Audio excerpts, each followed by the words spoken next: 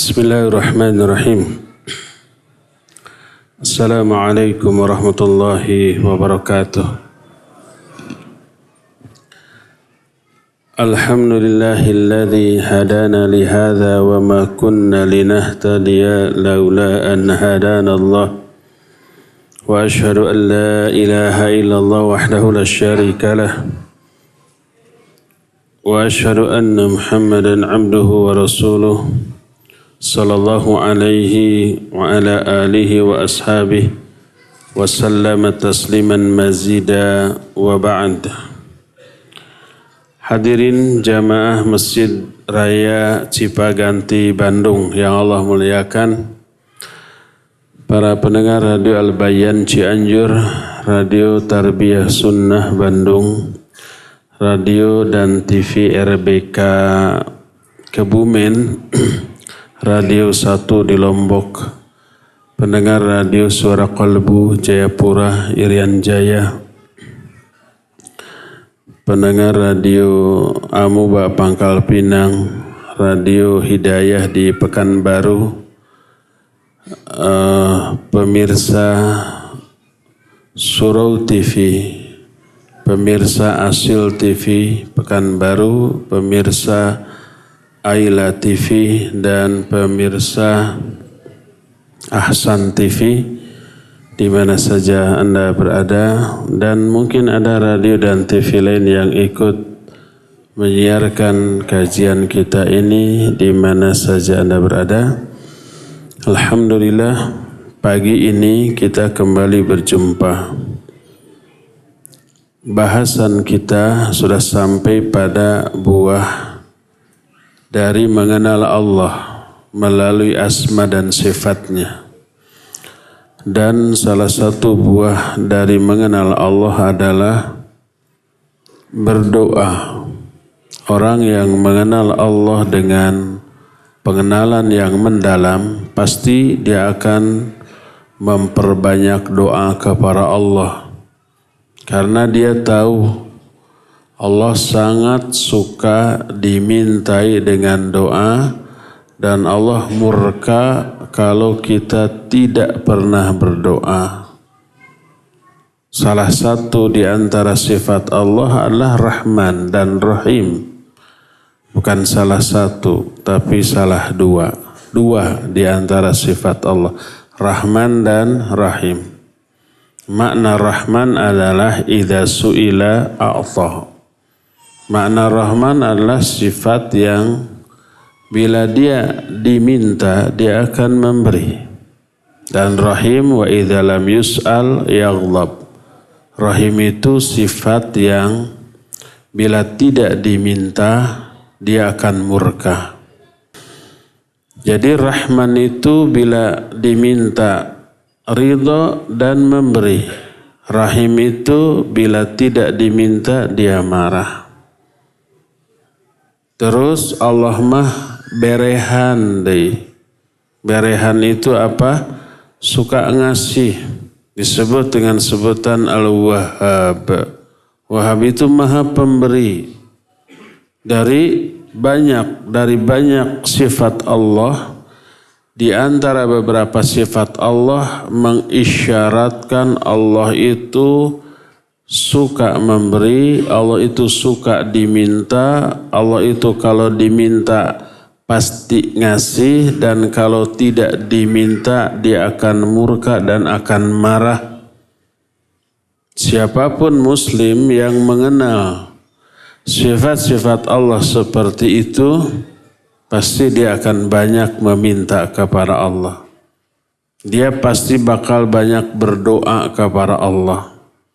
Baik doa itu dikabulkan atau tidak, ya jadi urusan. Yang penting telah berbuat. Hasilnya diserahkan kepada Allah, dan hasil dari doa itu real, nyata, pasti, saciduh metu, saucap nyata. Walaupun tidak selalu berupa dikabulkannya doa itu. Hasil dari doa tidak selalu berupa dikabulkannya doa, tapi diganti dengan yang lain.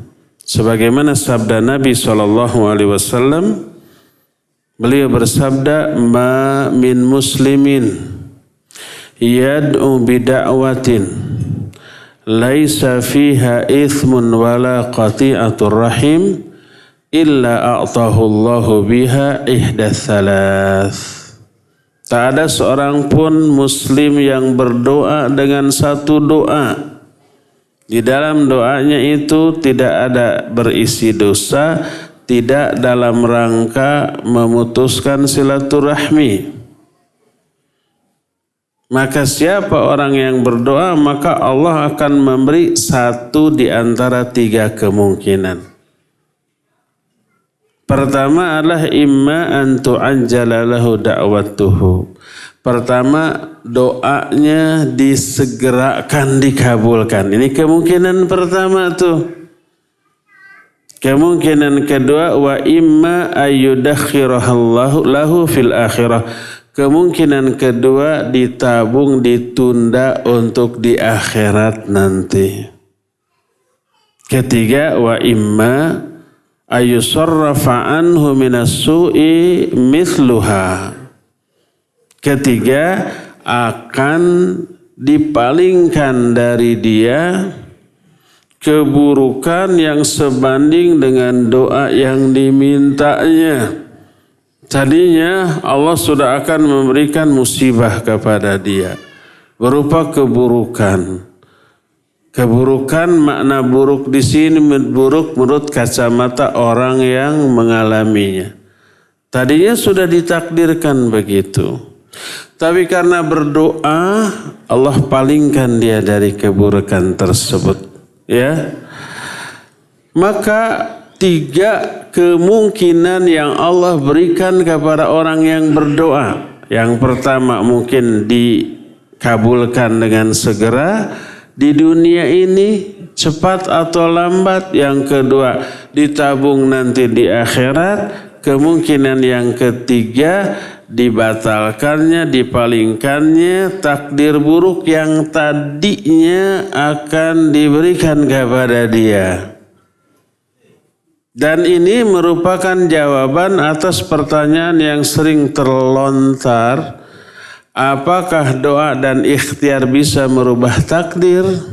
Kan gitu ya pertanyaan itu. Dan itu sering dijawab.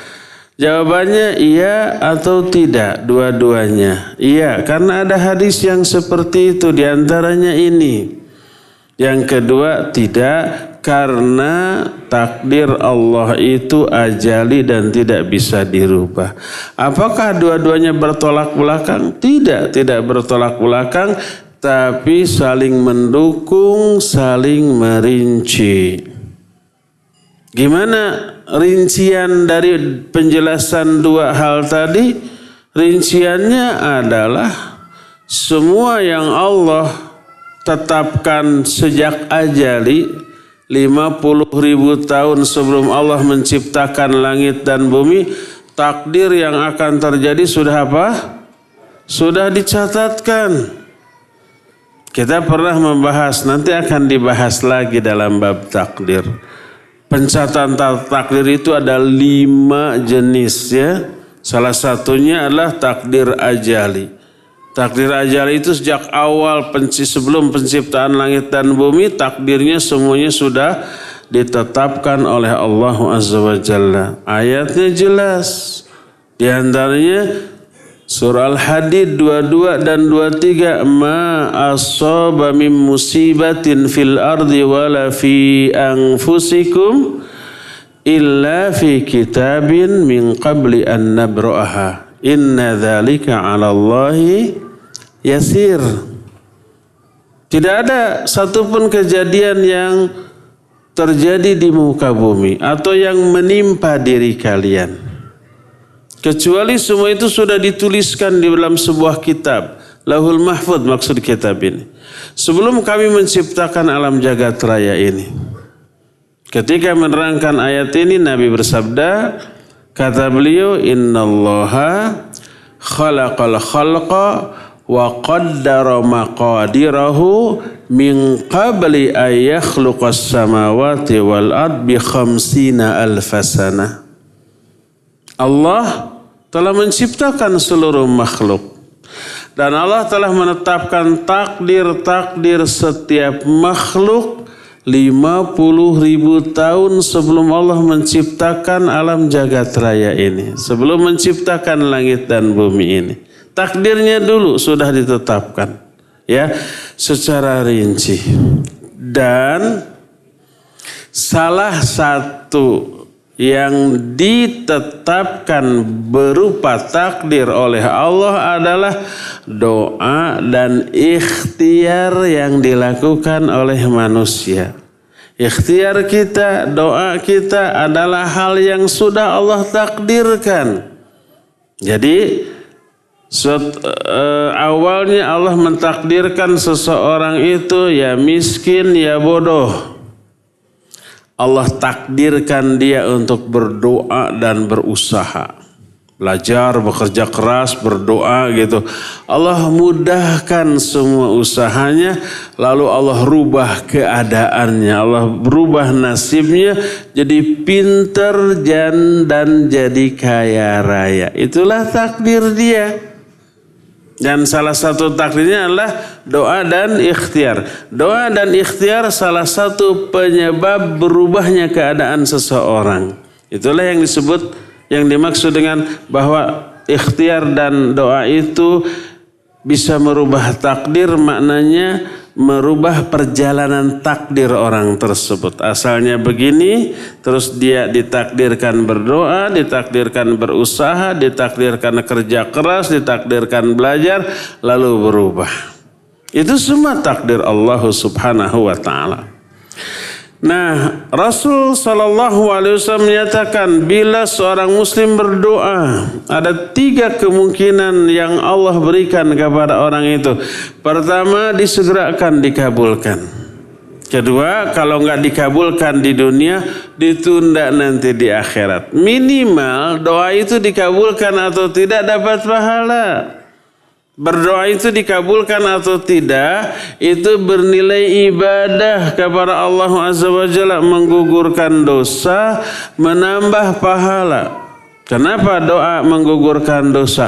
Karena doa itu kebaikan dan seluruh kebaikan menggugurkan dosa. Allah berfirman, "Innal hasanati yudhibnas sayyiat." Sesungguhnya kebaikan-kebaikan itu menghapus kesalahan-kesalahan. Menghapus dosa-dosa.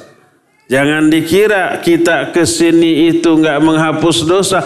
Menghapus dosa. Duduknya kita di sini menghapus dosa. Pertama, ini adalah kebaikan. Kedua, di dalam pengajian ini ada penderitaan. Antum menderita nggak sekarang?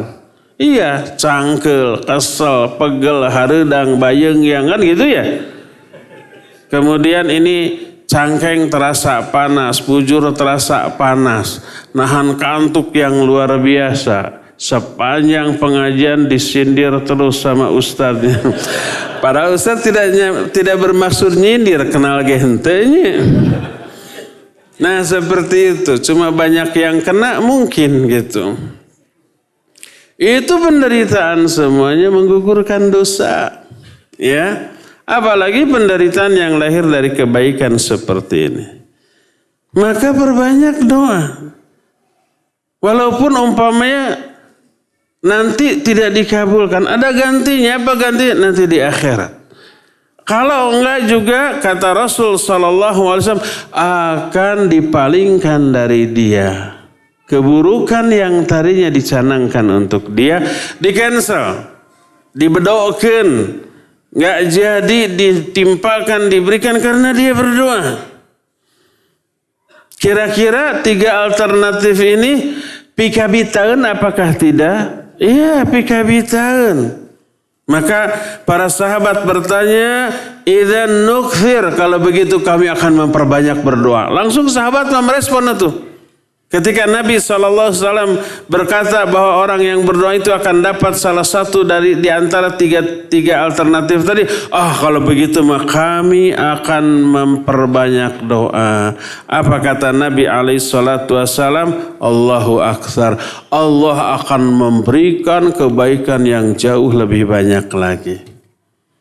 Jadi orang yang mengenal Allah, mengenal syariatnya, dia pasti akan terdorong untuk banyak-banyak berdoa kepada Allah Subhanahu wa Ta'ala.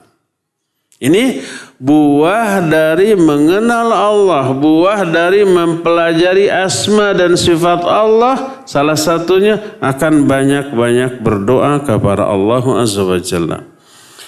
Kemarin kita sudah terangkan beberapa adab doa. Sekarang kita masuki auqatul ijabah. Kapan waktu sangat mustajab untuk berdoa? Pilih. Waktu-waktu tersebut perbanyak doa. Pertama adalah ats-tsulusul akhir minal lail. Sepertiga akhir malam. Ayat menerangkan ini, hadis juga menjelaskan ini. Sebuah ayat yang terdapat dalam surah Yusuf 97-98. Kisah tentang anak-anak Nabi Yakub yang dahulu pernah berbuat jahat ke adiknya. Siapa adiknya teh? Nabi Yusuf. Digimanain dijahatinnya teh? Dimasukkan ke dalam sumur, lalu memberi laporan palsu ke bapaknya bahwa Yusuf dimakan binatang buas. Nih darahnya, padahal darah palsu. Tapi akhirnya ayahnya tahu, mereka sadar dan mereka tobat. Allah menyatakan, qalu ya abana istaghfir lana dzunubana inna kunna khati'in. Wahai bapak kami, mohonkan ampunan untuk kami atas dosa-dosa kami ngaku salah. Ayahnya walaupun tahu anak-anaknya berbuat jahat, ada peribahasa sagalak-galakna macan moal ngahakan anakna. Segalak-galaknya macan dia tidak akan memakan anaknya sendiri. Akhirnya kata ayahnya, qal saufa astaghfiru lakum rabbi innahu huwal ghafurur rahim. Aku pasti akan mintakan ampunan bagi kalian kepada Allah. Sesungguhnya Allah Maha Pengampun dan Maha Penyayang. Dalam ayat ini Nabi Yakub mengatakan saufa astaghfiru lakum rabbi. Pakai saufa. Saufa ini maknanya akan, tapi enggak segera, nanti. Kecuali kalau pakai sa. Umpamanya sa'astaghfiru lakum rabbi. Aku akan memintakan. Kalau pakai sa, segera. Pokpek kata orang Sunda namanya. Pokpek itu apa? Begitu pok, setelahnya langsung pek. Nah itu. Simple bahasa Sunda namanya. Pokpek, geksor, dugsek, seperti itu tak? Ya. Dan itu tidak ada dalam bahasa lain. Pelajarilah bahasa Sunda. Terutama kalau kita hidup di Bandung. Terutama kalau ngajinya ke orang Sunda. Bakal banyak kata-kata Sunda yang keluar. Nah ini di sini memakai kata-kata saufa. Saufa itu akan, pasti, tapi nanti, enggak segera. Tidak pokpek tadi. Apa maknanya? Para ulama ahli tafsir menyatakan penggunaan saufa innahu akhara talabal istighfar ila thuluthil akhiri minal lail. Bahwa Nabi Yakub mengakhirkan, menunda waktu minta ampunan untuk anak-anaknya ke sepertiga akhir malam. Jadi saat itu anak-anaknya mintanya di siang hari. Ampun wahai Bapa, kami salah, tolong mintakan ampunan kepada Allah. Itu di siang hari. Kata ayahnya, aku akan mintakan ampunan bagi kalian nanti. Ada nantinya, nanti itu maknanya nanti di sepertiga akhir malam. Bersabda Rasul alaihi salatu wassalam, yanzilu Rabbuna kulla laylatin ila sama'id dunya hina yabqa thuluthul akhiri minal lail. Rabb kita yaitu Allah turun ke langit dunia dengan turun yang hakiki, turun yang sebenarnya, tapi laisa kamitslihi syai'un. Turunnya Allah tidak sama dengan turunnya makhluk manapun. Kalau saya lagi duduk di kursi kemudian turun dari kursi, apa yang terjadi? Kursinya kosong kan gitu ya. Allah istiwa di atas arasy. Setiap malam Allah sepertiga akhir malam Allah turun ke langit dunia. Padahal sepertiga akhir malam itu bergilir di setiap tempat di muka bumi ini ya. Sekarang di kita jam 9:30 pagi. Ada nggak di belahan bumi lain yang sekarang sepertiga akhir malam? Ada. Mungkin di daerah sekarang di Saudi jam 5:30. Sebelah sono Saudi pokoknya lah, nggak tahu lah. Haror ya mikir nage entah daerah mana ya. Ada yang sepertiga akhir malam ya. Ada yang sepertiga akhir malam. Di sebelah sono lagi mungkin di daerah Eropa ya. Di daerah Eropa ke sana sekarang sepertiga akhir malam. Kalau begitu Allah tidak pernah di arasy. Kalau begitu Allah selamanya di langit dunia, karena sepertiga akhir malam itu bergilir setiap waktu di setiap tempat. Apakah begitu?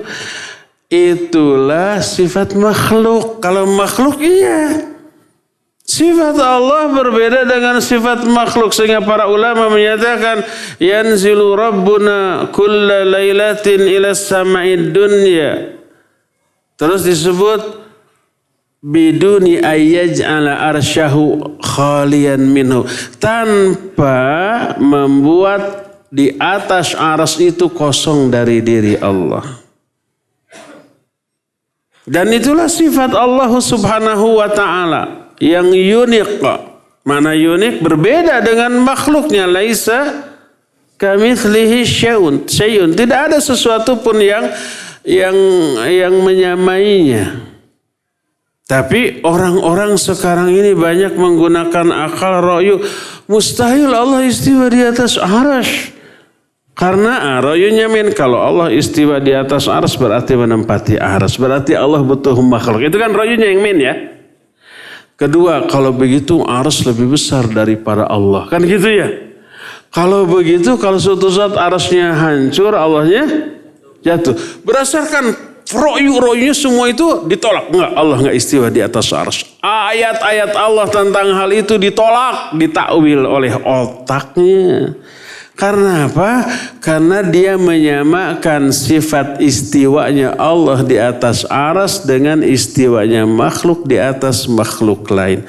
Otaknya yang menyamakan itu, akhirnya rentetan yang tadi itu muncul dalam pikirannya, akhirnya enggak mungkin Allah ditolak. Allah istiwanya Allah di atas arsy ditolak. Itu ro'yunya yang main. Padahal dengan ro'yu lagi juga itu mah dibantah. Kalau umpamai sesuatu berada di atas yang lain, apakah sesuatu yang di atas itu menempati yang di bawahnya? Tidak. Lampu berada di atas meja. Apakah nempel di atas meja? Tidak. Apakah membutuhkan meja? Tidak, kan digantung tak ini. Ini lampu ini ada di atas kita semua. Apakah berarti lampu ini nempel di kepala kita? Tidak. Kalau umpah kitanya jatuh, lampunya jatuh? Tidak juga. Realita, logika sudah membantah hal itu. Apalagi Allah. Allah itu ba'inun min khalqih, terpisah dari makhluknya, tidak menempel di atas arasnya. Apapun yang terjadi pada diri aras nggak ngaruh apapun kepada Allah Azza wa Jalla. Allah istiwa di atas aras, dan setiap sepertiga akhir malam Allah turun ke langit dunia dengan turun yang hakiki, tapi cara hakikat kaifiat turunnya laisa kamitslihi syai'un. Tidak ada yang menyerupai. Kalau istiwanya aras Allah di atas aras ditolak karena ro'yu, dia juga harus menolak sifat melihat Allah, sifat mendengar Allah, kan gitu. Allah sami dan basir. Manusia sami dan basir apa tidak? Sami basir. Kata siapa? Kata Allah dalam Al-Quran. Wa ja'alnahu sami'an basira. Surah Al-Insan. Inna khalaqnal insan. Ya, kami telah menciptakan manusia. Padahal tadinya tidak ada. Terus telah diadakan. Wa ja'alnahu sami'an basira. Kami jadikan manusia sami'an basira, mendengar, melihat. Innallaha kana sami'an basira. Sungguhnya Allah sami'an basira, sama melihat sama mendengarnya. Tapi yang beda apa? Hakikat dan kaifiatnya. Keadaan cara melihat Allah berbeda dengan cara melihat kita. Keadaan dan cara mendengar Allah beda dengan cara melihat dan mendengarnya kita. Itu Allah istiwa di atas aras. Istiwanya Allah di atas aras berbeda dengan istiwanya makhluk di atas makhluk lain. Jadi kalau kalau Allah mendengar, Allah melihat, sama dong dengan makhluk. Akhirnya diingkari, Allah tidak melihat, Allah tidak mendengar. Apakah kalau diingkari Allah tidak melihat, Allah tidak mendengar, tidak disamakan dengan makhluk? Tetap sama. Ada nggak makhluk yang tidak mendengar, tidak melihat? Banyak, bahkan lebih hina daripada yang melihat dan mendengar. Tiang ini tidak melihat, tidak mendengar. Meja ini tidak melihat, tidak mendengar. Kalau Allah dikatakan tidak melihat, tidak mendengar dengan asumsi kalau melihat mendengar sama dengan makhluk, lalu dikatakan Allah tidak melihat, tidak mendengar, sama dengan makhluk juga ya. Karena banyak makhluk yang tidak melihat, tidak mendengar. Makanya jangan tetapkan sifat Allah dengan otak, dengan logika. Wajib diyakini Allah punya sifat. Seperti sifat yang Allah tetapkan untuk dirinya dalam Al-Quran dan As-Sunnah. Tapi dengan keyakinan sifat Allah tidak sama dengan sifat makhluk manapun. Allah turun ke langit dunia. Hadisnya jelas. Wajib kita yakini turun. Gimana turunnya? Laisa kamitslihi syai'un.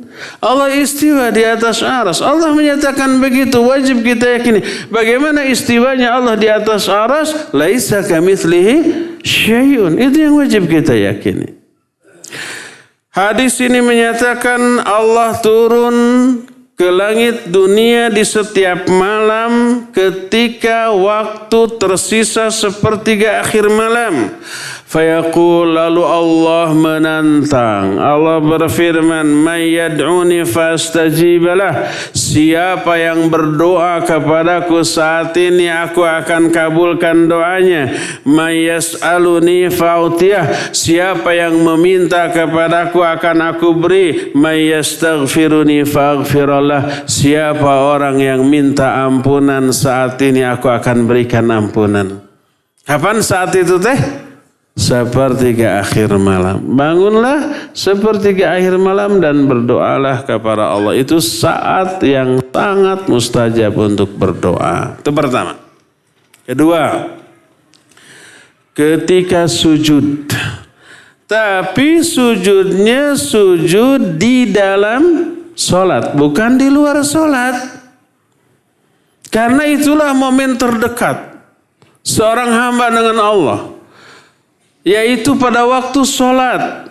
Baik sholatnya dalam keadaan berdiri, dalam keadaan ruku, dalam keadaan duduk, dalam keadaan sujud. Itu lebih dekat kepada Allah dibanding di luar sholat. Tapi di antara gerakan sholat, momen yang paling dekat seseorang dengan Allah adalah ketika sujud. Saya tanya, Lebih dekat mana orang berdiri di dalam sholat dengan sujud tapi di luar sholat? Berdiri dalam sholat lebih dekat kepada Allah dibanding sujud tapi di luar sholat. Makanya tidak disyariatkan berdoa dalam keadaan sujud di luar sholat. Kan ada orang ya setelah sholat beres, assalamualaikum, assalamualaikum. Dia wirid, pas beres wirid mau berdoa, dia sujud. Sujudnya di luar sholat. Keliru. Di luar sholat mah silakan angkat tangan. Di dalam momen-momen yang umum.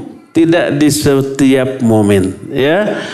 Silakan, karena mengangkat tangan termasuk salah satu adab berdoa yang menyebabkan kemungkinan dikabulkannya doa lebih besar daripada tidak mengangkat tangan. Kecuali di momen-momen tertentu ya. Nah jadi di dalam sujud ketika sholat, baik sholat fardu ataupun sholat sunnah, perbanyak doa. Berkata Nabi SAW, Nuhitu an aqra'al Qur'an raqiyan aw sajidan fa amma ar-ruku fa'azzimu fihi ar-rabb wa amma as-sujud fajtahidu fihi bid-du'a fa innahu qaminun ayustajaba lakum. Kata Nabi alaihi salatu wassalam, aku dilarang membaca Al-Qur'an dalam keadaan ruku ataupun sujud. Siapa yang melarang beliau? Allah melarang beliau untuk membaca Al-Quran ketika ruku dan sujud di dalam sholat. Kita sudah jelaskan alasannya. Karena ruku dan sujud adalah momen ketika seseorang merendahkan diri di hadapan Allah, menghinakan diri di hadapan Allah. Saking menghinakan dirinya, kita bungkukan badan kita. Bahkan kita simpen kepala dan wajah yang selama ini kita anggap mulia, terhormat, agung. Kita simpan di tempat yang paling bawah. Dan ketika kita menghinakan diri sambil ruku kepada Allah, kita agungkan Allah ketika itu. Dibacalah Subhana Rabbiyal Azim. Subhana, maha suci engkau ya Allah. Maha suci dari kehinaan, dari kerendahan. Maha suci, saya rendah, saya hina. Allah mah enggak hina. Allah suci dari kehinaan itu. Subhana, maha suci. Rabbi, Rabbku, Al-Azim yang maha agung. Kita menghinakan diri, kita agungkan Allah di momen itu. Pas itu doa dengan gerakan. Ketika sujud, kita merendahkan diri. Lalu ketika kita merendahkan diri, kita tinggikan Allah. Allah enggak rendah. Makanya kita ingkari dengan tasbih. Subhana, maha suci engkau ya Allah. Suci dari kerendahan. Lalu kita sebut Allah yang maha tinggi, Rabbiyal A'la. Kita rendah, Allah tertinggi. Nah, maka momen ketika kita menghinakan diri, merendahkan diri, Al-Quran kalamullah yang agung jangan dibawa-bawa ke sana. Ke tempat-tempat yang tidak layak jangan dibawa. Ke WC bawa Quran. Ke WC sambil ngeden, sambil murojaah. Nggak boleh. Karena nggak pantas Al-Quran yang agung dibawa ke tempat yang seperti itu. Bahkan ketika ruku, ketika sujud. Tidak boleh membawa Al-Quran ke sana. Tidak boleh membaca Al-Quran di momen itu. Karena itulah momen ketika kita merendahkan diri, menghinakan diri di hadapan Allah. Maka kata Nabi SAW, Nuhitu an aqra al-Quran raki'an aw sajidan. Aku dilarang oleh Allah untuk membaca Al-Quran ketika ruku dan sujud. Adapun ketika ruku, maka agungkan Allah pada saat itu. Maka kita membaca Subhana Rabbiyal Azim. Awamma sujud, adapun sujud maka bersungguh-sungguhlah kamu berdoa di dalamnya, karena sangat mungkin doa kamu dikabulkan. Berdoa perbanyak. Tapi jangan lupa doa pokok bagi sujud, baca dulu subhana rabbiyal a'lanya, baca dulu. Jangan terlalu semangat berdoa begitu sujud langsung minta jodoh. Subhana rabbiyal a'lanya ditinggal. Begitu masuk, ya Allah umpamanya berikan saya seorang ikhwan yang soleh, ganteng, kaya raya gitu ya, lembut, penakut terhadap istrinya. Baca dulu subhana rabbiyal a'lanya ya, minimalnya 3 kali, syukur kalau lebih, baru setelah itu meminta kepada Allah subhanahu wa ta'ala. Allah pun berfirman dalam surah Al-Alaq terakhir 19, wasjud waqtarib, sujudlah kamu dan mendekatlah kamu. Makna mendekat ini, gunakan momen kedekatan kamu ketika sujud kepada Allah untuk berdoa. Berkata Nabi SAW, aqrabu ma yakunul amdu min rabbi wa huwa sajid fa'akthiru fihi du'a. Kata Nabi SAW, jarak terdekat seorang hamba dengan Allah adalah ketika sujud. Maka berperbanyak doa bagi kamu di dalam sujud tersebut. Hadis tersebut sahih, diriwayatkan oleh Imam Muslim. Adapun turunnya Allah ke langit dunia tadi, hadisnya sahih riwayat Imam Bukhari dan Imam Muslim. Itulah saat kedua diijabahnya doa, yaitu ketika apa? Sujud. Perbanyak doa dalam sujud, perpanjang sujud kita dengan memperbanyak doa di sana ya. Selain kita ini diampuni dosa-dosanya, semakin panjang sujudnya semakin banyak dosa yang berguguran. Kedua, itu momen yang sangat spesial untuk berdoa. Bukan kesempatan emas lagi, kesempatan berlian. Mana yang lebih mahal, emas apa berlian? Katanya berlian. Saya belum pernah membeli berlian. Tapi katanya lebih mahal. Kesempatan berlian untuk berdoa kepada Allah Subhanahu wa ta'ala. Ketiga, rasakan athar dari memperpanjang sujud. Athar itu dampaknya ke hati. Ya, biasanya orang memperpanjang sujud dengan banyak berdoa, itu baca doanya itu sambil dihayati loh. Nah, adanya penghayatan dalam sujud memberi efek ke dalam jiwa. Akhirnya dia betah berlama-lama dalam sujudnya. Makanya dia memperpanjang sujudnya, baik ketika sholat fardu atau sholat sunnah. Dan sholat sunnah lebih memungkinkan untuk memperpanjang sujud. Bukan memperpanjang cara sujud, maksudnya waktu sujudnya. Atau memperpanjang sujud mengadapang. Bukan ngadapang. Perlama sujudnya. Karena di dalam sholat fardu kita nggak bisa lama-lama sujud ya. Kalau kita jadi makmum harus mengikuti imam. Kalau imam sudah cengkatnya apa? Sudah bangkit dari sujud, kita terus berdoa. Imam sudah sujud lagi, kita masih sujud yang pertama. Imam sudah berdiri lagi, kita masih sujud.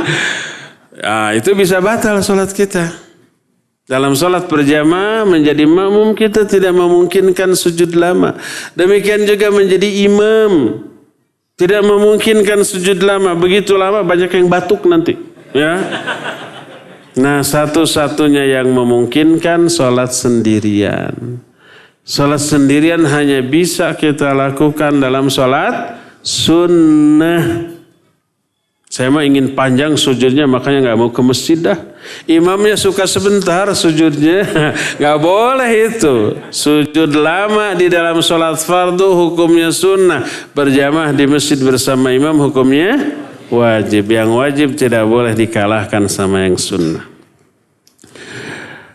Waktu ketiga untuk berdoa. Saat tertentu di hari Jumat. Sekarang Selasa ya, 3 harian lagi lah.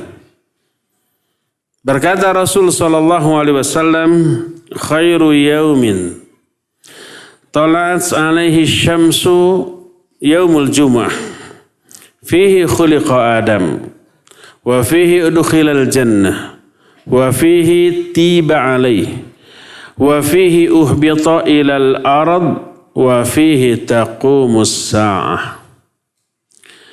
Kata Nabi SAW, sebaik-baik hari yang di hari itu matahari masih terbit adalah hari Jumat. Di hari Jumat itulah diciptakan Adam. Di hari Jumat pula Adam dimasukkan ke dalam surga.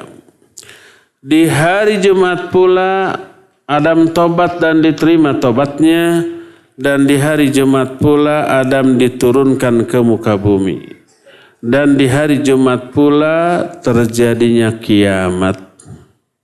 Cuma kita nggak tahu Jumat kapan. Ya, kiamat sudah ditentukan harinya. Kita tahu harinya hari Jumat. Tapi Jumat kapan, tahun berapa, bulan apa, tanggal berapa kita tidak tahu. Tapi harinya ya hari Jumat. Hadis tersebut sahih riwayat Imam Muslim. Berkata Nabi SAW, karena hari Jumat sebaik-baik hari, disebut Sayyidul Ayyam, rajanya hari. Beliau berkata, fi yaumil jumu'ah sa'atun la yuwafiquha muslimun wa huwa qa'imun yusalli yas'alullaha khairan illa a'tah. Wa qala biyadihi qulna yuqalliluha yazhiduha. Di hari Jumat ada satu saat, satu waktu. Tidaklah seorang muslim berdoa di waktu itu dalam keadaan berdiri sholat, meminta sesuatu kepada Allah, kecuali pasti Allah akan berikan apa yang dimintanya. Jadi di hari Jumat itu ada satu saat itu tidak terlalu lama, tidak terlalu panjang, saat itu sebentar.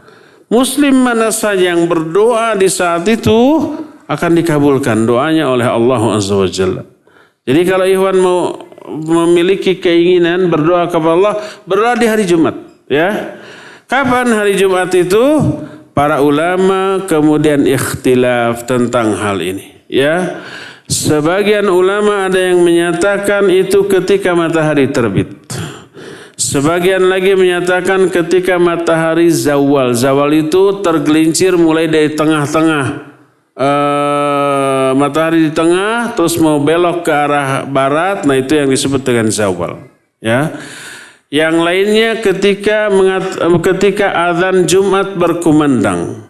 Yang lain lagi mengatakan ketika imam naik mimbar dan memulai khutbahnya. Lalu ada lagi ulama yang menyatakan ketika manusia berangkat ke tempat sholat untuk menunaikan sholat Jumat. Dan banyak lagi pendapat. Tapi mayoritas ulama menyatakan bahwa saat mustajab tersebut adalah ba'da sholat asar, dan itulah pendapat yang lebih kuat, yang lebih rajih, ditunjang dengan adanya hadis Nabi SAW. Hadis ini sahih diriwayatkan oleh Imam Abu Daud dan Imam An-Nasai dalam kitab sunannya, Sunan Abu Daud dan Sunan An-Nasai. Berkata Nabi SAW, yaumul jumu'ah thinta asyrata yuridus sa'ah la yujadu muslimun yas'alullaha ta'ala syai'an illa atahu Allahu azza wa jalla faltamisuha akhir sa'atin ba'dal asr. Kata Nabi SAW, hari Jumat itu ada 12 bagian waktu. Maksudnya jam. 12 jam waktunya. Sejak mulai hari Jumat itu diberlakukan. Beliau menyatakan hari Jumat adalah 12 waktu. Tidak ada seorang pun muslim yang meminta kebaikan kepada Allah di saat itu, kecuali Allah akan memberikan apa yang dia minta. Cari oleh kalian waktu tersebut di akhir waktu ba'dal asar. Antara asar sampai maghrib. Di akhir waktu, perbanyak asar sampai maghrib berdoa kepada Allah Azza wa Jalla pada waktu Jumat. Dan itulah saat yang dimaksud di dalam hadis tadi. Ya, setiap hari Jumat pada asar, coba antum banyak-banyak berdoa kepada Allah Azza wa Jalla. Kita setiap pada asar setiap hari Jumat ada kajiannya. Ya, tapi kajiannya kan jam 4. Dari asar sampai 4 masih banyak waktu antum berdoa, ya. Dan kajiannya sampai 5:30. Dari 5:30 sampai maghrib ada setengah jam antum banyak berdoa, ya. Selama kajian ingatkan saya, Ustadz, perbanyak doa di tengah-tengah kajian. Saya suka berdoa nggak di tengah-tengah kajian? Jawab betul. Suka nggak? Kadang ya. Kadang lupa, asik dengan materi, ya. Tapi kalau keingetan seperti meminta husnul khatimah, minta dimasukkan ke dalam surga, minta diselamatkan dari api neraka. Kalau kita bahas ayat atau hadis tentang neraka, ya lalu ingat kita suka berdoa di tengah kajiannya. Ingatkan nanti setiap hari Jumat WA ke saya, Ustadz, perbanyak doa ya di tengah kajian gitu. Kadang-kadang suka lupa saya. Dan kalau saya lupa biasanya suka nggak ingat. Itulah yang ketiga. Keempat. Saat keempat adalah ba'da sholat fardu. Setelah sholat fardu, salam. Kemudian wirid. Ba'da wirid yang disunnahkan ada doa. Silakan berdoa. Itu saat yang dikabulkan oleh Allah Azza wa Jalla berdasarkan nas hadis yang sahih tentang hal itu. Di antaranya berkata Rasulullah SAW dalam hadis yang diterima dari Abu Umamah radhiyallahu an, qila li Rasulillah sallallahu alaihi wa alihi wasallam ayyu du'ai asma'. Ada orang yang bertanya kepada Rasulullah sallallahu alaihi wasallam, doa yang bagaimana yang lebih didengar oleh Allah? Mana didengar adalah dikabulkan. Seperti hadis bagaimana bacaan bangkit dari ruku? Sami Allahu liman hamidah. Apa arti sami Allah di sana? Allah mendengar orang-orang yang memujinya. Sami'a di sana adalah mengijabah. Sami Allahu liman hamidah karena adanya huruf yang disebut dengan kata bantu ila, ahli bukan ila. Sami Allahu liman hamidah. Itu maknanya adalah mengabulkan doa. Kalau umpamanya tidak ada kata bantu li, umpamanya aku mendengar suaramu, sami'tu sautak.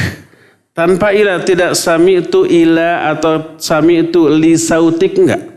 Tidak ada li. Atau para sahabat sami'tu Rasulullah sallallahu alaihi wasallam. Aku mendengar Rasul sallallahu alaihi wasallam bersabda begini.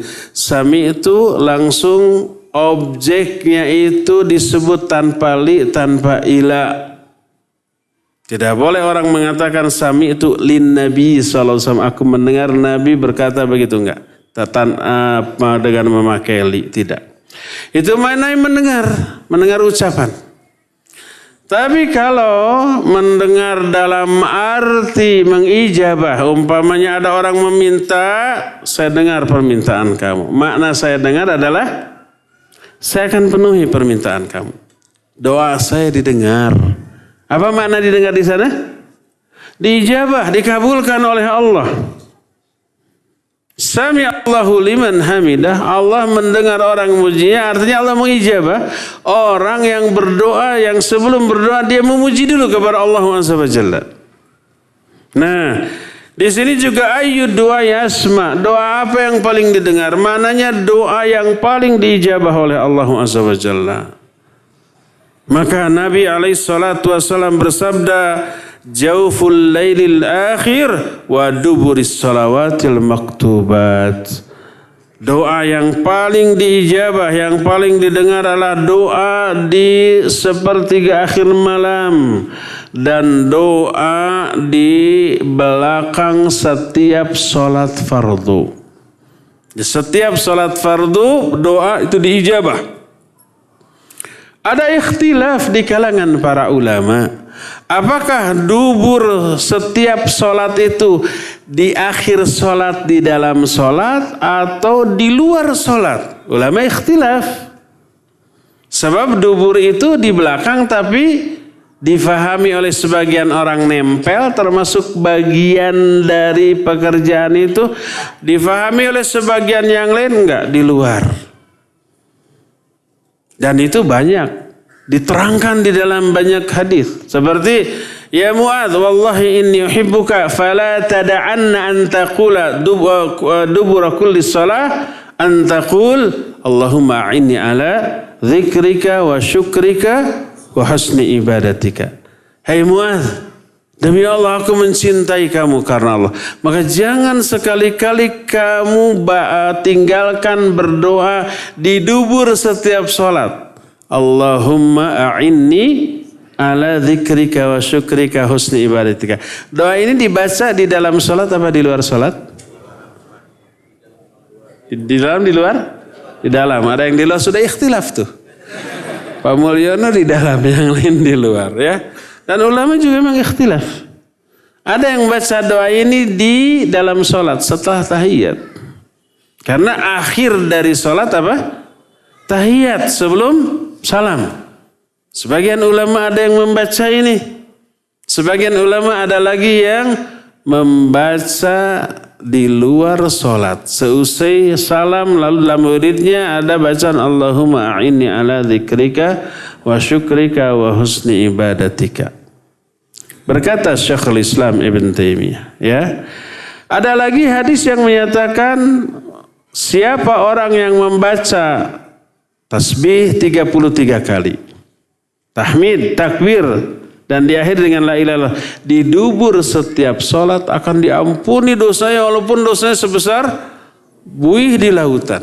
Di akhir dubur setiap sholat. Ini dibaca di dalam sholat apa di luar sholat?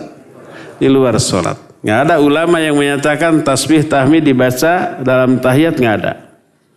Lalu Syekhul Islam menyimpulkan, bila perintah membaca di dubur setiap sholat itu, bacaan tersebut berupa zikir, bukan berupa doa. Seperti tasbih, tahmid, takbir itu doa apa zikir? Zikir. Bacalah di luar sholat.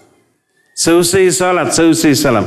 Tapi kalau perintah itu isinya adalah doa seperti Allahumma a'inni ala dzikrika wa syukrika wa husni ibadatika, itu zikir apa doa? Doa. Bacalah itu di dalam sholat. Kalimat terakhir yang dibaca sesuai tasyahud akhir sebelum salam adalah itu. Sebagian ulama ada yang membaca doa itu di dalam sholat. Termasuk Syekh Masyhur Hasan Salman dalam kitab Al-Qaul Mubin fi Akhtail Musallin menyatakan, kesalahan banyak orang adalah mereka tidak berdoa di dalam sholat, tapi berdoanya dirapel di luar sholat seusai sholat. Padahal dekat mana jarak seseorang kepada Allah di dalam sholat apa di luar sholat? Di dalam sholat. Perbanyak doa di setiap gerakan sholat. Baik ketika ruku, ketika sujud, ketika duduk, ketika berdiri. Cuma yang paling dekat di dalam sujud. Itu mengisyaratkan boleh berdoa di luar sujud. Di dalam ruku boleh berdoa, di dalam duduk di antara dua sujud boleh dibacakan doa tambahan. Tapi yang paling afdal adalah di dalam sujud. Bebas doanya sekehendak kita. Tapi amat sangat ditekankan dengan bahasa Arab, ya, tidak dengan bahasa Sunda atau bahasa selain Arab. Nah, itu yang diikhtilafkan oleh para ulama. Nah, oleh karena itu doa yang dikabul, kata Nabi dua. Doa sepertiga hari malam dan doa di dubur setiap sholat. Para ulama ikhtilaf. Ada yang mengatakan di dubur setiap sholat itu pada waktu tahiyat akhir. Baca doa di sana.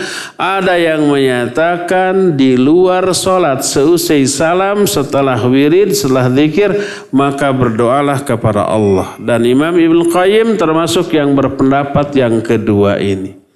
Berdoalah ba'da sholat fardu kepada Allah. Karena doa saat itu dikabul oleh Allah subhanahu wa ta'ala. Itulah momen keempat apa ketiga? Keempat momen yang diijabah untuk berdoa. Kelima, antara azan dan qamat. Setiap azan dan qamat ada dua amalan yang sangat dianjurkan. Pertama salat sunnah.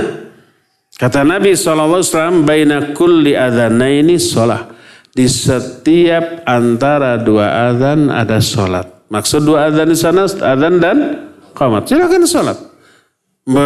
Azan maghrib, azan isya, azan subuh, azan zuhur, asar, sebelum qamat silakan.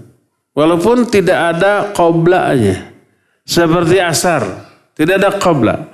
Seperti maghrib, tidak ada qabla dengan makna rawatib. Tapi boleh, silakan bagi yang mau. Seperti isya, antara adzan dan qamat, tidak ada qablanya. Silakan kita sholat.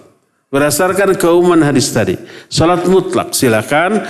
Itu pertama, amalan pertama. Amalan keduanya berdoa. Berkata Nabi SAW, la yuraddu du'a bainal adhan wal iqamah. Tidak akan ditolak doa antara adhan dan qamat. Hadis ini riwayat Imam Abu Daud dan At-Tirmidzi dan disahihkan oleh Syekh Al-Albani dalam kitab Sahih Sunan Abu Daud dan Sahih Sunan At-Tirmidzi. Dalam hadis lain yang juga diriwayatkan oleh Imam Abu Daud dengan sanad yang sahih, berkata Nabi SAW, "Thintani la turaddani au qalla ma turaddani ad-du'a inda nida." Dua doa yang tidak akan dikabul atau sangat jarang tidak dikabul, alias lebih seringnya dikabul. Dua doa. Pertama adalah doa seusai azan. Menjelang qamat silakan. Dan yang keduanya adalah wa indal ba's hina yulhamu ba'dahu ba'dha. Ketika ada di front, di medan perang, ketika dua pasukan sudah berhadap-hadapan. Itu berdoa kepada Allah, nggak akan ditolak doa itu. Dikabul, ya. Yang ikhlas ketika musuh di hadapan, pedang sudah siap. Berarti zaman baheula kan pakai pedang ya. Kalau zaman sekarang mah apa? Senapan. Silakan berdoa. Ya Allah, ikhlaskan saya dalam jihad ini. Ingat. Kalau nggak ikhlas lalu syahid, neraka itu ya. Mudah-mudahan ya sebelum perang ya. Saya video dulu tuh musuh. Lalu di komen, lihat musuh di depan, tak ada gentar sedikit pun dalam diri saya siap mati, Allahu Akbar, langsung dikirim. Di-upload, jeger-jeger, dar mati. Ria itu ya enggak? Ngapain di-upload mau jihad? Bagaimana kalau kita mau tahajud? Sudah wudu ya, di-upload. Ikhwan akhwat ini jam 3, lihat. Saya mau tahajud, lihat. Disimpan kameranya lalu tahajud, di-upload. Siaran langsung ketika tahajud. Pakai Skype atau pakai apalah siaran langsung di Instagram kan ada ya di Instagram. Di-upload. Orang sedunia nonton dia tahajud ya. Orang-orang muji atau enggak? Semuanya pasti mencerca dasar ria ke neraka lu kan gitu nanti ya. Ngapain begitu ya? Yang ikhlas, ya Allah ikhlaskan saya dalam jihad ini. Matikan saya sebagai syahid dan ikhlaskan jihad saya ini ya. Berdoalah kepada Allah Subhanahu wa taala. Itulah momen yang kelima. Antara azan dan qamat serta ketika ada di medan perang. Keenam, pada malam Lailatul Qadar. Malam itu adalah malam diijabahnya doa. Malam dilipat gandakannya pahala bagi setiap amalan. Malam diturunkannya berbagai macam kebaikan. Amal apapun yang dilakukan saat itu dilipat gandakan lebih dari 1000 tahun beribadah di luar malam tersebut. Allah berfirman, Lailatul Qadri khairun min alfis syahr. Lailatul Qadar itu lebih baik daripada 1000 bulan. Mananya ibadah yang dilakukan di malam itu, doa yang dipanjatkan di malam itu, pahalanya, keutamanya lebih besar dibanding ibadah yang dilakukan selama 1000 bulan di luar Lailatul Qadar. 1000 bulan itu lebih dari 83 tahun. Bayangkan. Kalau ada seseorang sholat ibadah selama 80 tahun non-stop tanpa maksiat sekejap pun, kebayang orang itu pahalanya gede. Imam Ibnu Katsir rahimahullah ketika menafsirkan ayat surat ini di muqaddimah surah Al-Qadar menukil riwayat bahwa Nabi alaihissalam menceritakan dahulu di kalangan Bani Israel ada 4 orang kalangan Bani Israel yang di siang hari dia berjihad di jalan Allah. Dalam keadaan saum. Di malam harinya dia tahajud sepanjang malam kepada Allah. Salat. Itu yang dia lakukan. Siang hari melakukan sebaik-baik ibadah di siang hari. Jihad. Malam hari melakukan sebaik-baik ibadah di malam hari. Tahajud. Itu berlangsung selama 80 tahun tanpa maksiat sekejap pun. La ya'sunallaha tarfata ain. Sekejap mata pun tidak pernah maksiat. Itu 80 tahun. Seluruh sahabat takjub kepada orang itu. Lalu datanglah Jibril berkata, ya Muhammad, qad ajabat ummatuka an haula'il arba'. Wahai Muhammad, umatmu itu sangat takjub kepada 4 orang yang kamu ceritakan tadi. Dan kini Allah menurunkan kepada kalian satu malam. Siapa orang yang beribadah di malam itu kepada Allah, maka pahalanya lebih besar daripada ibadah 4 orang yang kamu ceritakan tadi. Zaman baheula namanya untuk dapat pahala banyak dan gede teh harus ibadah habis-habisan dalam rentang waktu yang lama. Bayangkan 8 tahun usia kita aja belum tentu segitu ya. Itu umat zaman dahulu untuk dapat pahala gede berat dan waktunya lama. Untuk umat ini untuk memperoleh pahala gede cukup semalam. Itu pun sudah jarang yang mampu melakukannya. Ada enggak di antara kita yang pernah semalam menilai Lailatul Qadar? Saya enggak akan tidur kan gitu ya? Ada enggak? Enggak, sunnah iyalah. Kan begitu ya? Saya enggak dapat keutamaan Lailatul Qadar, tapi saya dapat keutamaan daurah. Kan begitu biasanya. Biasanya dalam 10 hari terakhir kita ikut daurah. Sudah tertutup tenang. Akhirnya tidak berusaha sungguh-sungguh, ya. Itu hasutan syaitan laknatullahi alaih. Berdoalah di malam Lailatul Qadar, maka malam itu adalah malam yang dikabulkan oleh Allah Azza wa Jalla. Itu poin yang keberapa? Ke-6. Ke-7. Kita lanjutkan bulan depan. Tahun depan katanya. Inilah kajian terakhir di tahun ini. Untuk hari Selasa yang akan datang ada uzur mungkin ya Pak Mulyono silakan.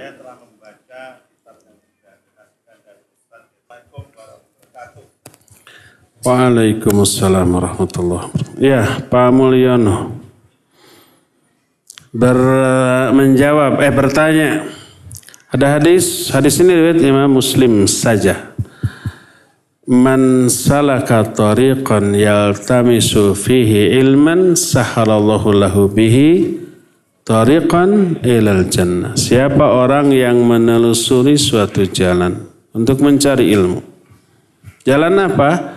Maksudnya dia keluar rumah untuk mencari ilmu. Ilmu syar'i. Ngaji seperti ini. Pesantren, ke madrasah-madrasah Islam, apapun. Tariqan di sana nakirah itu umum. Apa saja bentuknya dan caranya ketika mencari ilmu. Baik kajian umum seperti ini. Atau mungkin ada halaqah tahfidzil Quran. Atau ada takhassus belajar ilmu syar'i tertentu. Ya. Atau ke pesantren. Atau gimana saja caranya. Itu yang dimaksud dengan tariqan. Man salaka tariqan, siapa yang menelusuri suatu jalan, menempuh suatu jalan. Yaltamisu fi ilman, dia menempuh jalan itu untuk mencari ilmu. Allah akan mudahkan bagi dia jalan menuju surga. Diterangkan dalam buku itu juga, Syekh Al-Utsaimin rahimahullah menyatakan makna dimudahkan untuk masuk surga artinya Allah berikan hidayah. Taufik kepada orang itu untuk mudah, enteng, ringan beribadah, bertauhid, beriman, beramal soleh. Karena iman, amal soleh itu yang memudahkan orang masuk ke dalam surga. Ini menunjukkan mencari ilmu adalah cara meraih hidayah. Jadi kalau ada ikhwan yang merasa futur, lemah, semangat ibadah mengendur, ya, semangat maksiat begitu besar. Cepat-cepat cari hidayah Allah. Caranya hadiri majelis ilmu. Keluar dari rumah untuk mencari ilmu nanti terkuatkan kembali, ya. Itu hadis sahih riwayat Imam Muslim. Kedua, hadis sahih riwayat Imam Bukhari dari Muawiyah radhiyallahu an. Bahwa Nabi SAW bersabda, "May yuridillahu bihi khairan yufaqihu fiddin." Siapa orang yang dikehendaki kebaikan oleh Allah. Yang dimaksud dikehendaki itu ditakdirkan. Siapa orang yang akan ditakdirkan memperoleh kebaikan oleh Allah, Allah akan buat dia faham tentang agamanya. Kalau Allah menginginkan kebaikan bagi seorang, kalau Allah akan mentakdirkan kebaikan bagi seorang, caranya Allah berikan pemahaman kepada dia tentang agama. Begitu paham agama, pemahaman ilmu tentang agama ini hidayah. Maka itu akan memotivasi dia untuk ibadah. Dari ilmu tentang agama ini lahir banyak kebaikan. Ucapannya berdasarkan ilmu, amalannya berdasarkan ilmu, akhlaknya, tingkah lakunya, sifat, adat, karakter, semuanya aplikasi dari ilmu. Dan itu akan melahirkan banyak kebaikan. Ya, itu maknanya, dan ilmu yang dimaksud adalah ilmu agama. Wallahu a'lam bishawab.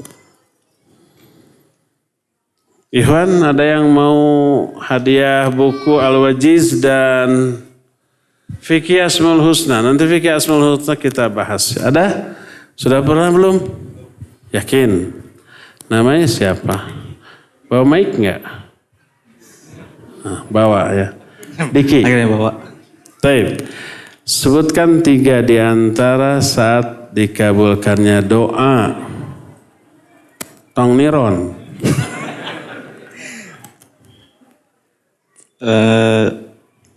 Kemungkinan atau... Ya, saat dikabulkannya doa lah. Itu dikabulkan dengan segera. Yang kedua itu ditunda. Waktu dikabulkannya doa. Waktu. Yang pertama 1/3 malam.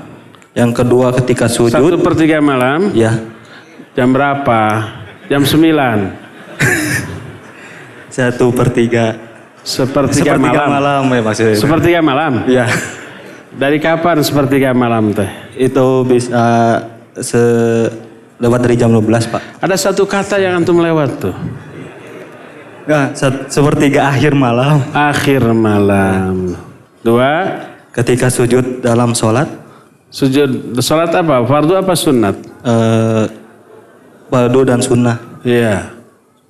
Terus? Yang ketiga saat tertentu di hari Jumat. Kapan? Ahwat diam. Ada beberapa pada masa Yang paling rojih?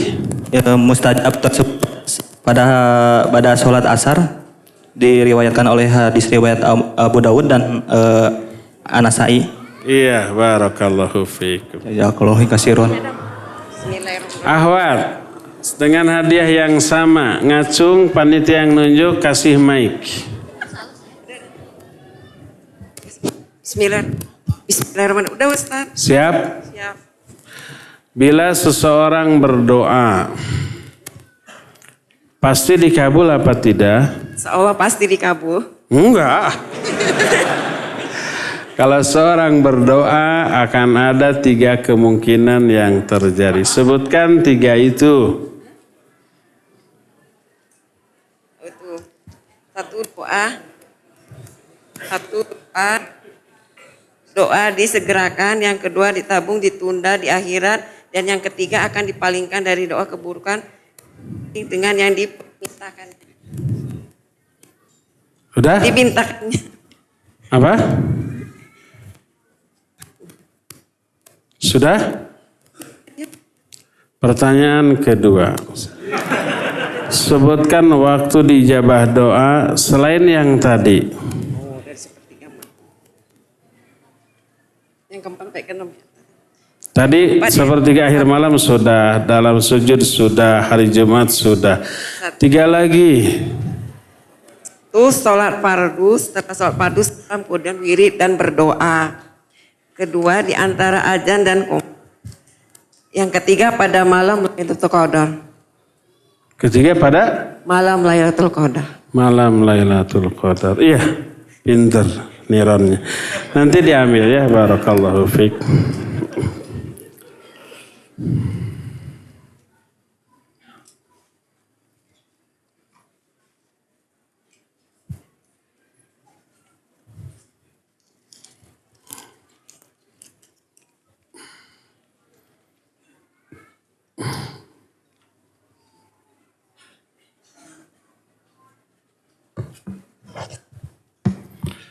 Bagaimana hukumnya akhwat yang menuntut ilmu di luar kota?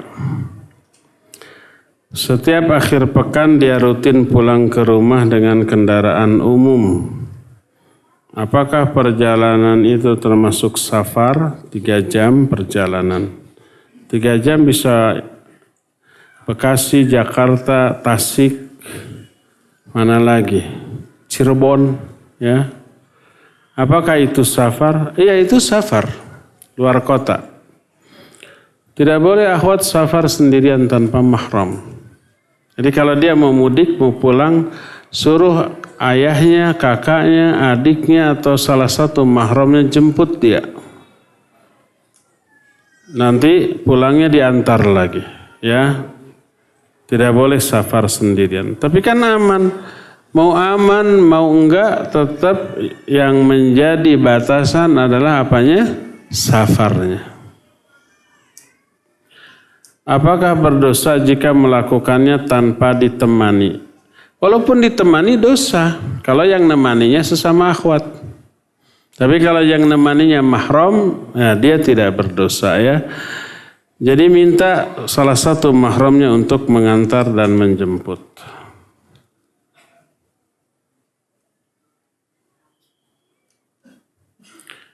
Afan, kalau gambar seperti di kertas ini apakah termasuk gambar yang diharamkan? Oh ini. Gambar apa ini ya? Panda ya? Panda makhluk hidup bukan? Dia hidup. Dia hidup atau tidak? Hidup. Ya kalau gambar panda makhluk hidup berarti hidup. Panda ya? Ya ada matanya, ada hidungnya, ini sempurna, jangan ya.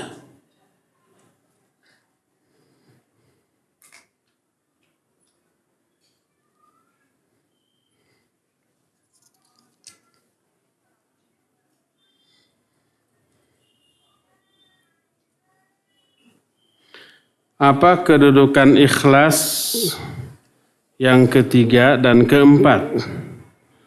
Pertemuan Selasa kemarin baru kedudukan 1 dan 2. Ya gitu?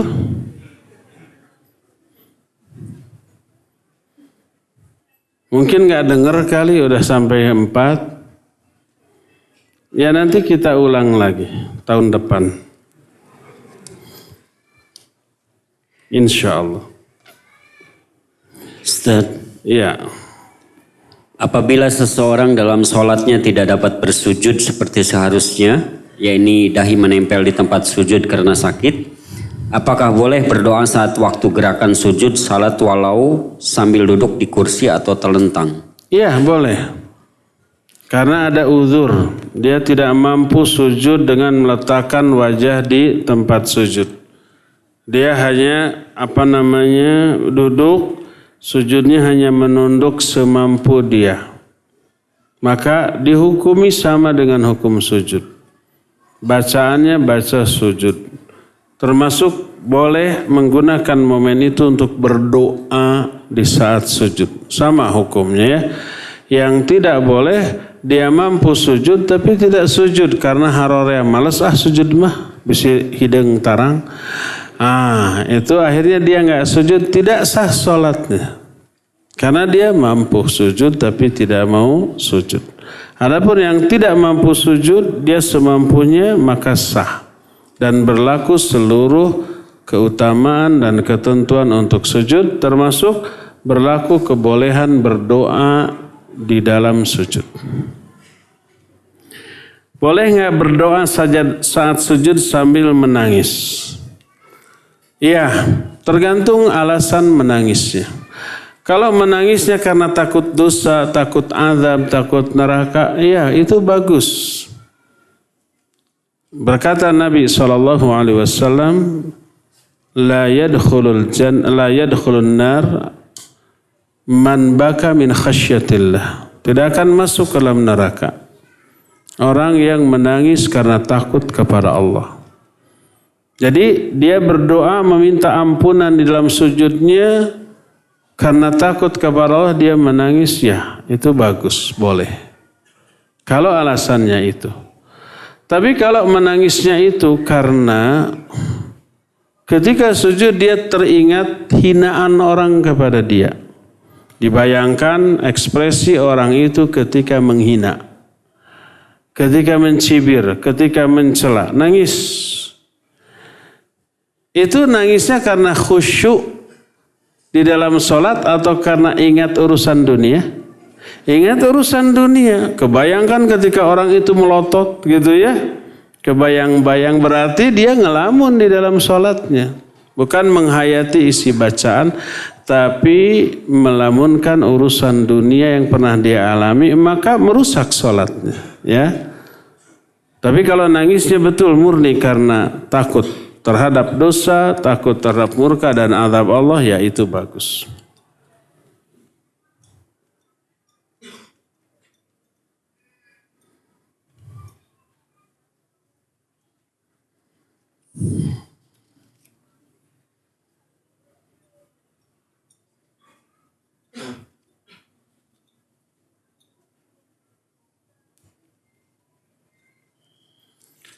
Ada buku hadiah kuis dari TSL. Ada pesertanya di sini atau semua peserta? TSL adalah Tarbiyah Sunnah Learning. Ada yang ikut mungkin di sini ya? Buku hadiah kuis. Artinya saya harus ngasih pertanyaan dulu. Mana yang tadi Ivan? Saya harus ngasih pertanyaan atau langsung dibagi gratis?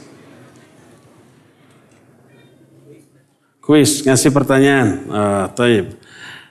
Siapa aja atau khusus peserta TLS, TSL? Siapa aja? Taib. Ya, ini tentang syarah al-usul tsalatsah yang kita bahas di TSL nanti. Dan ini juga kita bahas di pengajian hari Senin di radio jam 6 ya. Ada yang mau? Siapa namanya? Irfan. Pernah dapat? Belum. Taib. 3 landasan utama al-usulus tsalasah. Pertanyaan.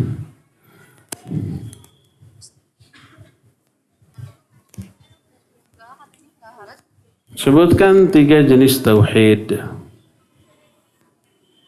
Karena ini tentang usulus tsalasah. Tauhid apa saja? Tauhid uluhiyah, Rububiyah, uluhiyah. Satu lagi.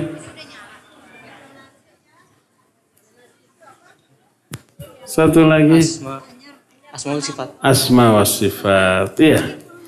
Tauhid ar-rububiyah, tauhid al-uluhiyah, tauhid asma wa sifat. Barakallahu fiik.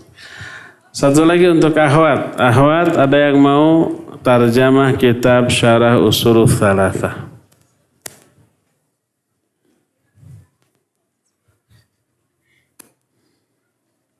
Kalau ada ngacung terus kasih itu mic.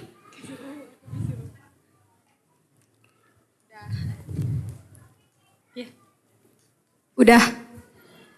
Siap? Belum? Siap? Siap. Iya. Al-usulus tsalasah 3 hal yang pokok. Bisa disebut 3 hal pokok dalam Islam itu apa saja?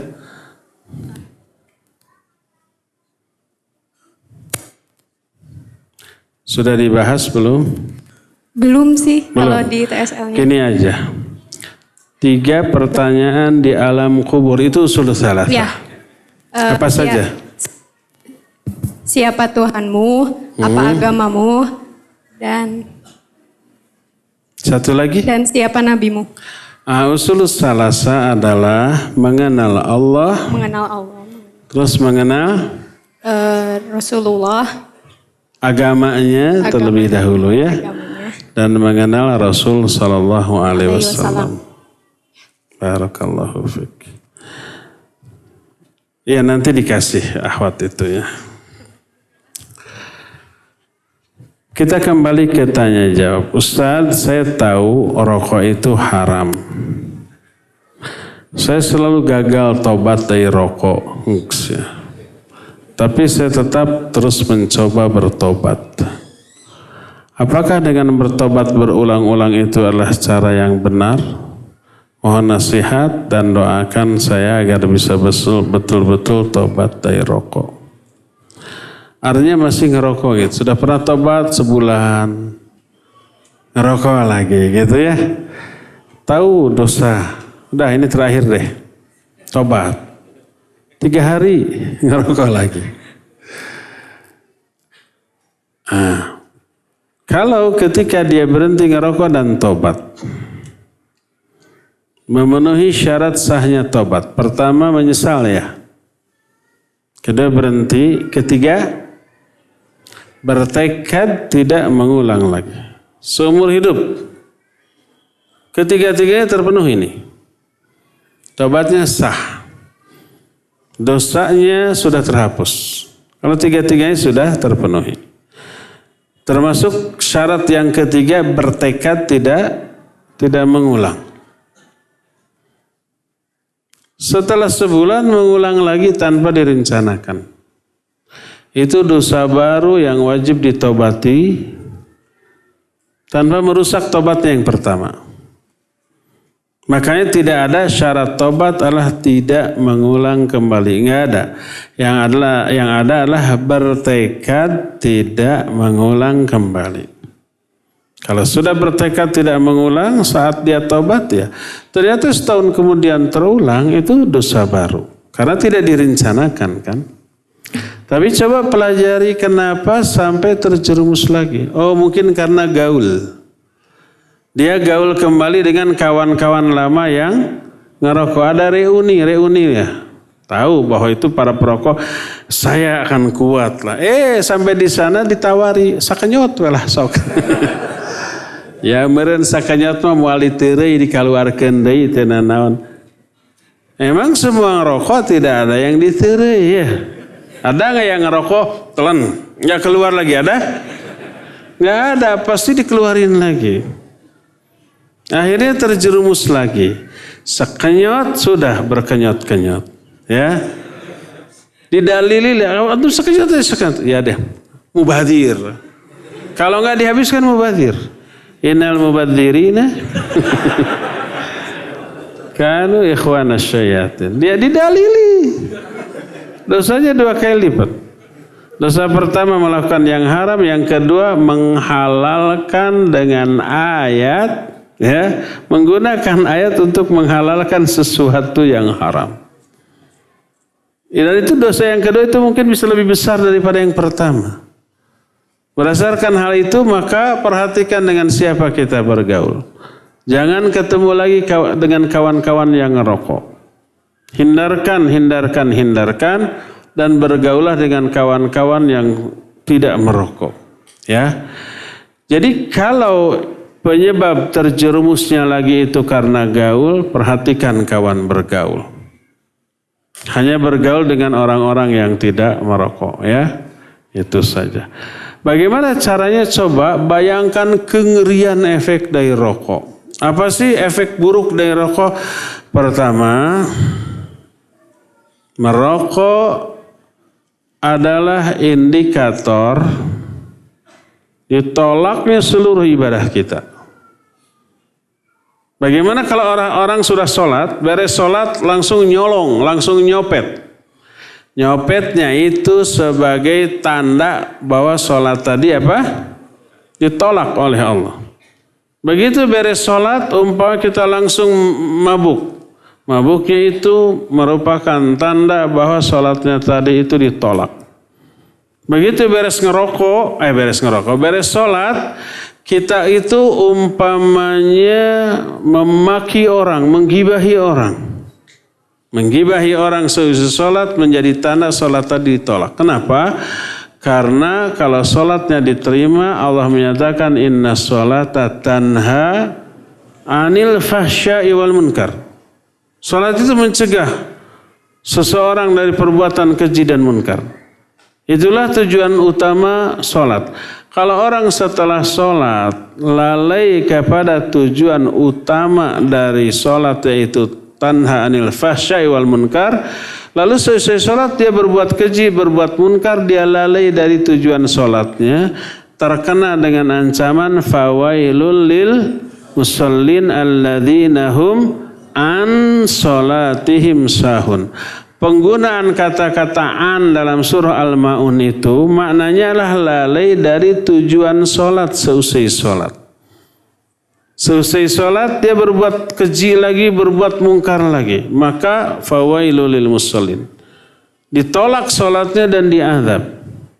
Tidak hanya sholat, juga saum. Nabi SAW bersabda, man lam yada qawla zur wal amala bih falaysa lillahi hajah fi ayyada ta'amahu wa syarabah.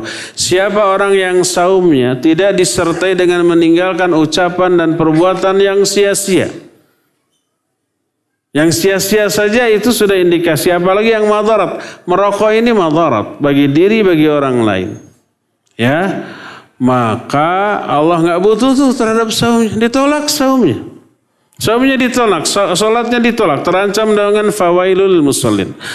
Terus ketiga, rokok yang kita serap, nikotinnya yang merupakan penyebab utama kemadaratan, zat yang secara zatnya haram, itu masuk ke dalam tubuh kita. Ke paru-paru, diserap oleh darah, ya, masuk ke dalam darah, diedarkan oleh darah ke seluruh tubuh. Maka dagingnya, darahnya, tulangnya terbentuk, tercampuri oleh barang yang haram. Nabi SAW menyatakan, kullul lahmin yambutu minal haram fannaru awla bih. Semua daging yang tumbuh dari barang yang haram, maka neraka lebih layak untuknya. Ancaman merokok itu tidak main-main, tidak kecil loh. Ibadah kita mardud, ditolak oleh Allah SWT, diancam dengan azab, dan daging, tulang, darah yang sudah tercampur oleh barang haram dari rokok itu terancam neraka lebih layak bagi orang itu. Yang kita pertaruhkan dengan rokok itu seluruh ibadah kita loh. Ibadah kita ternyata sia-sia dan kesia-siaannya terlihat dari apa? Dari nggak ada efek dari ibadah terhadap kekejian dan kemungkaran dalam hal merokok tadi. Maka bayangkan bahaya dan buruknya pengaruh rokok bagi agama kita, dunia kita, sampai akhirat kita. Ini nggak main-main. Maka tidak ada alasan untuk melanjutkan. Hentikan segera, hentikan segera, hentikan segera. Dan itu jihad yang luar biasa. Karena kita tahu meninggalkan kebiasaan buruk itu tidak gampang. Meninggalkan kebiasaan mabuk, kebiasaan judi, kebiasaan zina, kebiasaan maling, kebiasaan merokok, kebiasaan semua kebiasaan buruk itu tidak mudah untuk diapakan? Ditinggalkan. Berat, secara psikis berat. Makanya nilai ibadah meninggalkan semua itu juga sesuatu yang agung dan besar di mata Allah Azza wa Jalla, ya. Semoga si penanya tadi diberi hidayah oleh Allah untuk berhenti total dari merokok, ya. Dan yang seperti si penanya, mungkin itu mewakili beberapa orang yang ada di sini.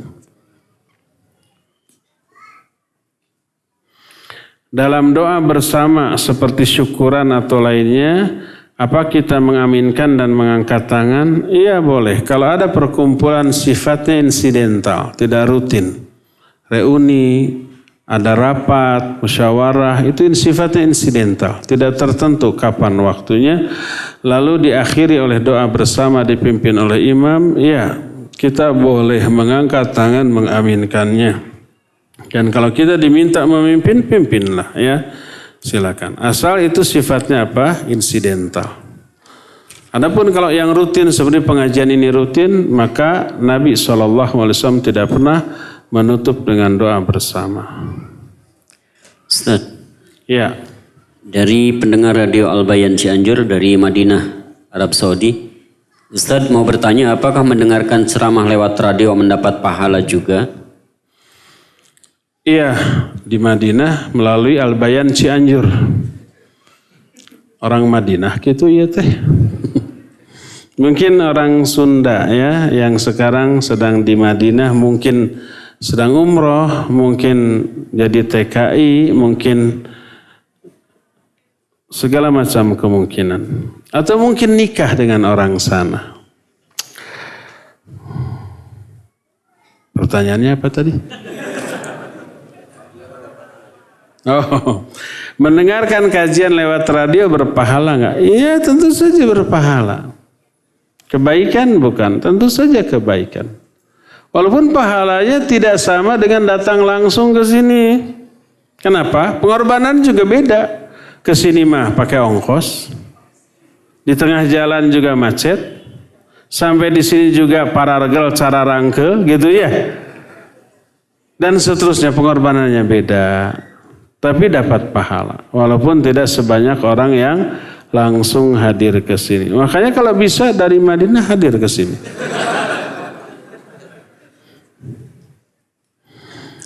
Ustaz, fungsi behel beton baja gitu ini. Untuk merapikan gigi. Oh, behel gigi. Apakah hukum memakai behel? Sedangkan behel sendiri itu kan merubah bentuk asal. Syukran. Pertama, kalau behel dilakukan dalam rangka memperbaiki kerusakan atau mencegah kerusakan yang lebih besar, maka dibolehkan. Kalau umpamanya ada kan orang yang giginya tidak rata.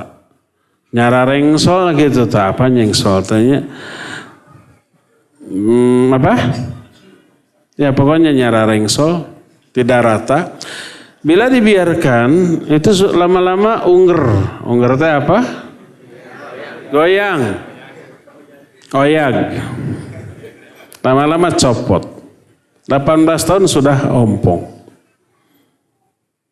Maka dalam rangka mencegah kerusakan itu, terus dibehelan supaya rata. Maka itu dibolehkan. Karena dalam rangka mencegah kerusakan atau memperbaiki kerusakan atau mengobati kerusakan. Dibolehkan. Adapun kalau behel itu sekedar gaya, sudah rapi, tapi karena lagi ngetren behel, terus behel juga status juga ya. Terus juga behel ini show of force terhadap kemampuan ekonomi dia. Karena ada yang mahal, kan gitu. Sekedar hiasan, mengikuti perkembangan zaman. Sebab ada juga kan behel palsu ya. Seperti behel, padahal bukan behel, cuma dihidangan si gigina teh. Padahal kalau saya melihatnya, secantik apapun wanita, kalau begitu di behel kayak pampir. Pikasiunun. Tapi karena orang itu ingin gaya, lalu seperti seolah-olah dibehelan. Ada yang warna hijau, warna kuning, emas, warna segala macam gitu ya, untuk menghias. Kalau untuk menghias maka tidak boleh. Tidak dibolehkan. Apalagi sambil merubah. Jadi behel dibolehkan untuk mencegah kerusakan atau memperbaiki kerusakan. Tapi sekadar untuk menghias, tidak dibutuhkan untuk memperbaiki kerusakan karena tidak rusak, maka itu tidak dibolehkan. Wallahu a'lam. Ustaz, ya. Dari Abdullah di Soreang, Bandung, sahkah jika akikah dilakukan bukan pada hari ke-7? Yang lebih utama apakah membagikan daging akikah yang matang atau mentah? Jazakallah khair. Iya, barakallahu fik. Sebaik-baik akikah adalah hari ke-7. Berdasarkan hadis sahih riwayat Imam Muslim, kullu gulamin rahinatun bi aqiqatihi tudbahu lisabihi wa yusamma fihi wa yuhlaqu ra'suh. Semua bayi lahir masih tergadai dengan akikahnya. Akikah itu disembelih hari ke-7. Diberi nama di hari ke-7 itu dan dicukur rambutnya. Memberi nama dan mencukur rambutnya wajib. Menakikahkannya sunnah. Itu yang sahih riwayat Imam Muslim. Ada riwayat yang ke-14 dan ke-21 tapi dhaif. Dan tidak ada riwayat di luar itu. Ada riwayat Nabi SAW mengakikahkan dirinya setelah beliau menjadi Nabi. Ulama ikhtilaf status kesahihan hadis ini. Sebagian ulama seperti Syekh Al-Albani menyatakan hasan. Yang lainnya menyatakan dhaif bahkan la aslalahu. Dari sinilah maka sebagian orang menyatakan boleh mengakikahkan di luar hari ke-7. Ikhtilaf terjadi karena ikhtilafnya di dalam menilai hadis yang tadi. Ya.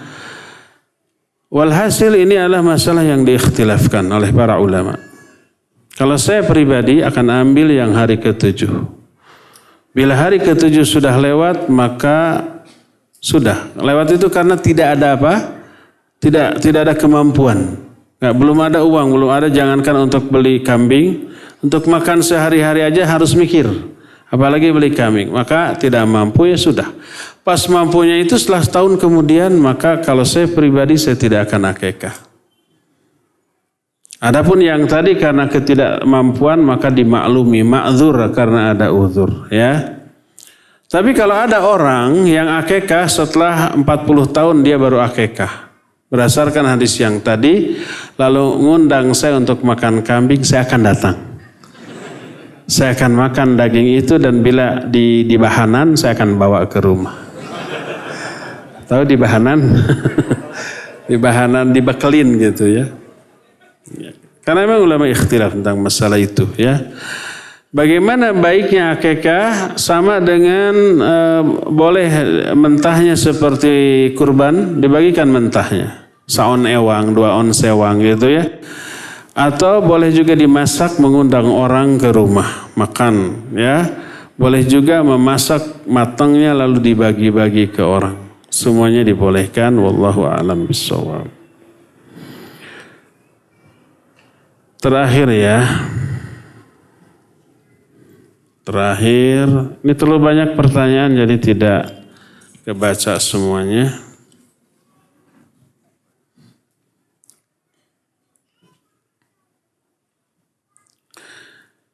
Doa dalam sujud tidak boleh membaca Al-Quran dalam sujud. Bagaimana dengan doa-doa umum yang terdapat dalam Al-Quran atau apakah boleh dibaca?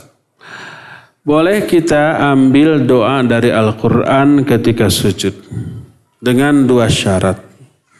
Syarat pertama niatnya niat berdoa, bukan niat membaca Al-Quran. Niat berdoa, cuma kebetulan doanya diambil dari Al-Quran karena itu sebaik-baik doa. Diambil dari Quran. Kedua, langsung ke lafaz doanya.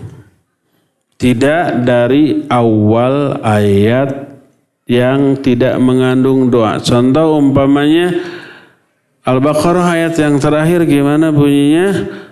La yukallifullahu nafsan illa wus'aha laha ma kasabat wa 'alaiha maktasabat. Nah, baru doa Rabbana la tu'akhidna in nasina wa akhtana. Kita boleh ambil doa ini dan dibaca dalam sujud tapi langsung lafaz doanya Rabbana la tu'akhidna in nasina aw akhtana dengan niat berdoa, bukan dengan niat membaca Al-Quran.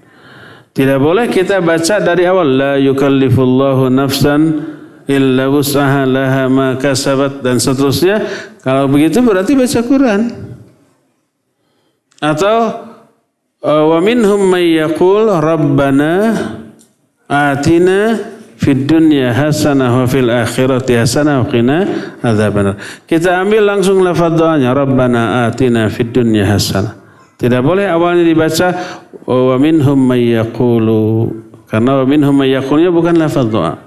Kalau dibaca dari sana berarti kita membaca ayat bukan membaca doa. Jadi dua syarat itu. Syarat pertama niatnya bukan niat membaca Al-Quran tapi niat berdoa. Yang kedua langsung lafaz doanya yang diambil dari ayat tersebut ya. Wallahu a'lam bishawab. Cukup sampai di sini, insyaallah kita jumpa di tahun yang akan datang. Subhanakallahum bihamdik asyhadu an la ilaha illa anta astaghfiruka wa atubu ilaik walhamdulillahirabbil alamin. Wassalamualaikum warahmatullahi wabarakatuh.